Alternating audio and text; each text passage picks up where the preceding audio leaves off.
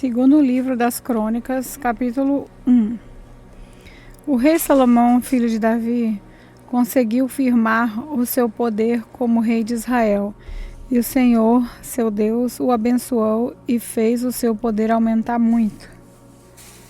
Salomão ordenou a todos os comandantes de 1000 soldados, aos de 100 soldados, às autoridades do governo, aos chefes de família, enfim, a todos os israelitas que fossem com ele até o lugar de adoração que ficava em Gibeão. Nessa cidade estava a tenda da presença de Deus, que Moisés, servo do Senhor, havia feito no deserto. A Arca da Aliança estava em Jerusalém,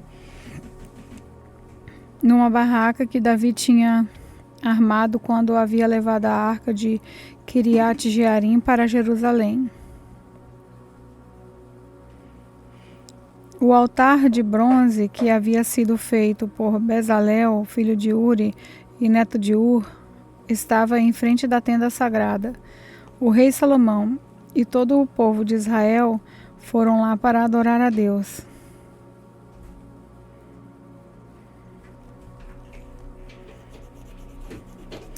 Ali no altar de bronze, Salomão ofereceu a Deus um sacrifício de 1000 animais, que foram completamente queimados. Naquela noite, Deus apareceu a Salomão e perguntou: "O que você quer que eu lhe dê?"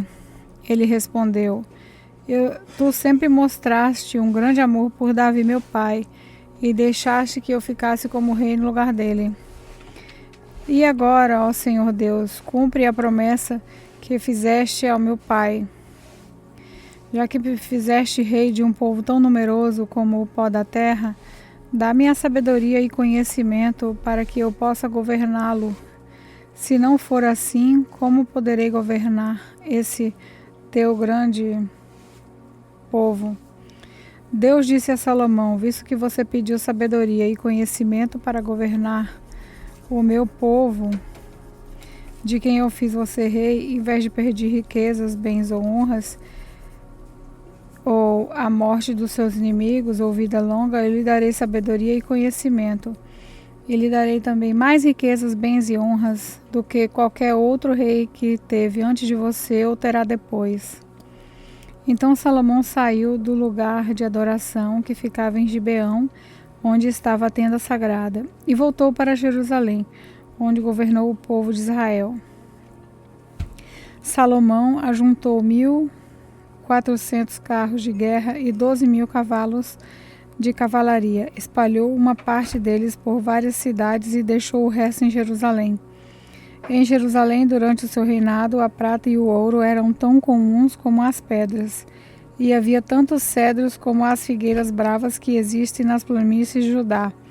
Os agentes do rei controlavam a importação de cavalos de Musri e da Cilícia e a importação de carros de guerra do Egito.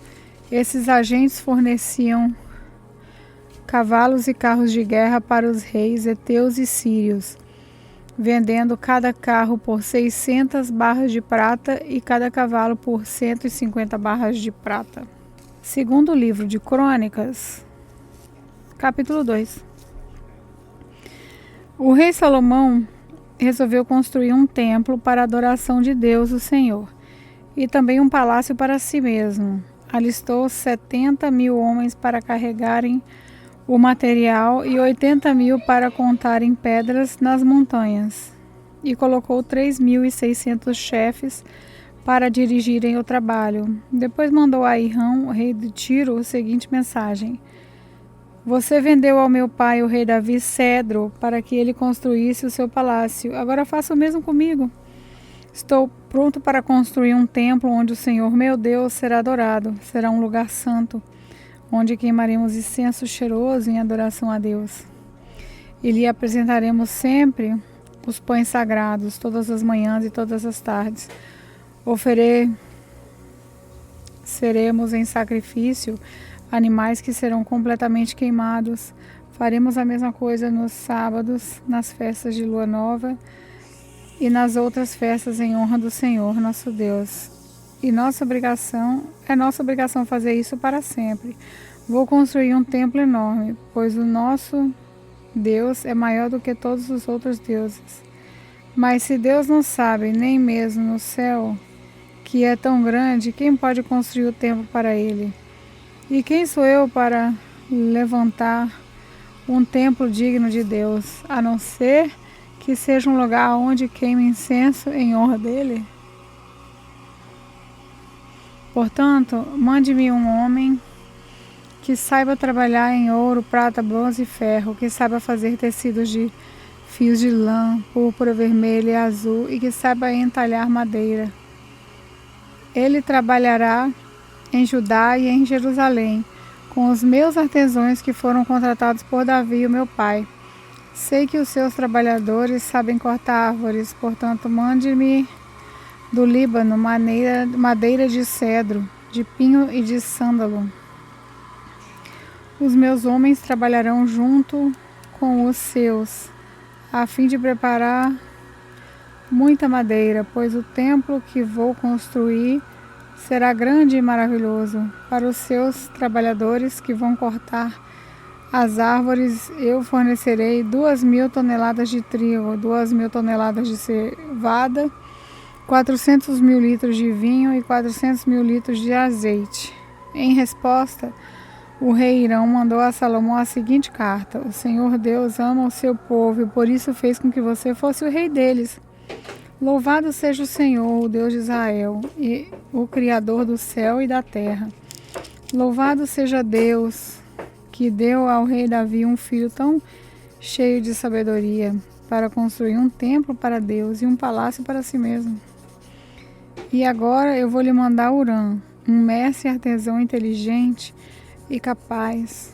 A sua mãe pertencia à tribo de Dan, e o seu pai era da cidade de Tiro. Ele trabalhava em ouro, prata, bronze, ferro, pedra e madeira.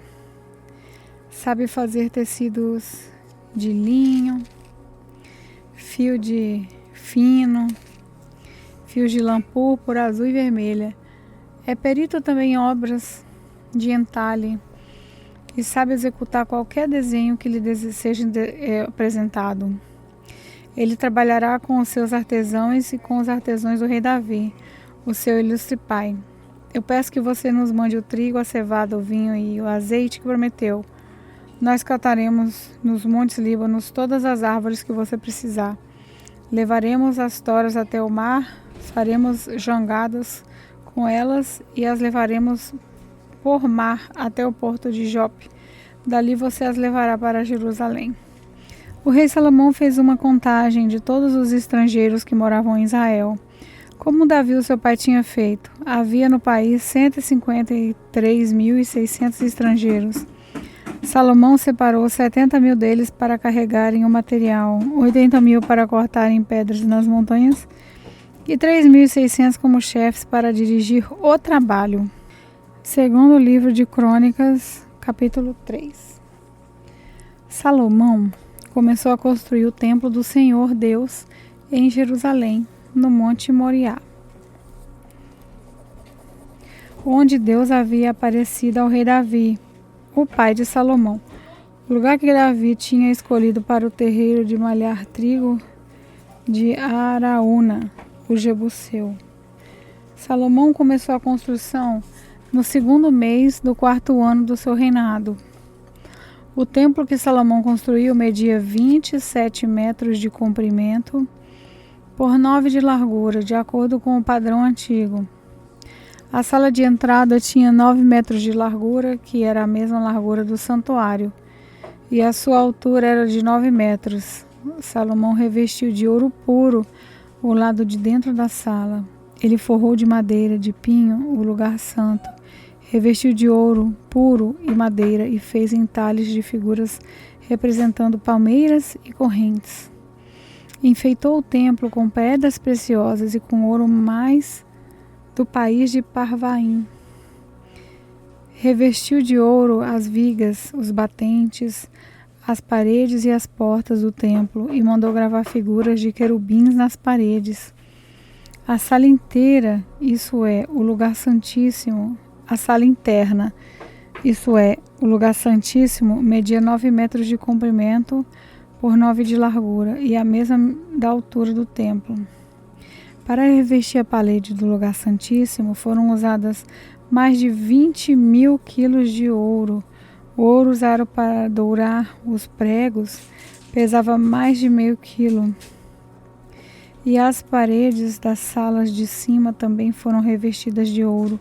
Salomão mandou fazer 2 querubins de madeira e foram folheados a ouro e o colocou no lugar santíssimo. Cada querubim tinha 2 asas e cada asa media 2 metros e 25 centímetros de comprimento. Os querubins estavam com as asas estendidas, de maneira que a asa de um tocava numa parede e a asa do outro tocava na outra parede. E no meio da sala, a asa de um tocava a asa do outro. Portanto, as asas se estendiam por 9 metros de uma parede à outra. Os querubins estavam de pé, olhando para o lugar santo.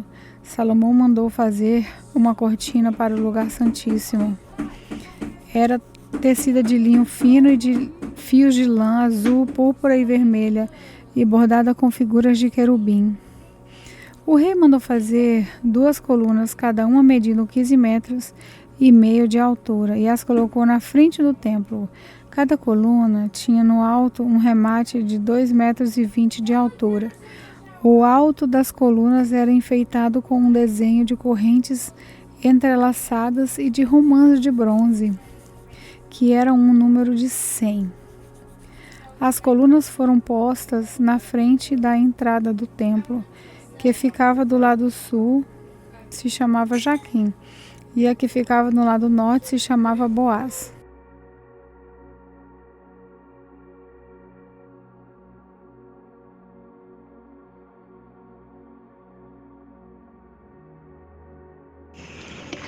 Olá, eu sou a pastora Neuza e venho orar por você. Querido Deus e Pai, Senhor, nós te agradecemos por mais um dia na Tua presença, por mais uma leitura da Tua palavra. Que o Senhor venha nos dar sabedoria para entender e obedecer a Tua palavra. Pai querido, obrigado por todos os ouvintes, por todos aqueles que têm acompanhado, Pai, esse propósito da leitura anual. E assim, Pai querido, que o Senhor possa conservar todos com paz, com saúde, com alegria, que o Senhor venha abençoar e que a Tua palavra venha ser guardada em nossos corações. E assim te agradecemos em nome do Pai, do Filho e do Espírito Santo. Amém.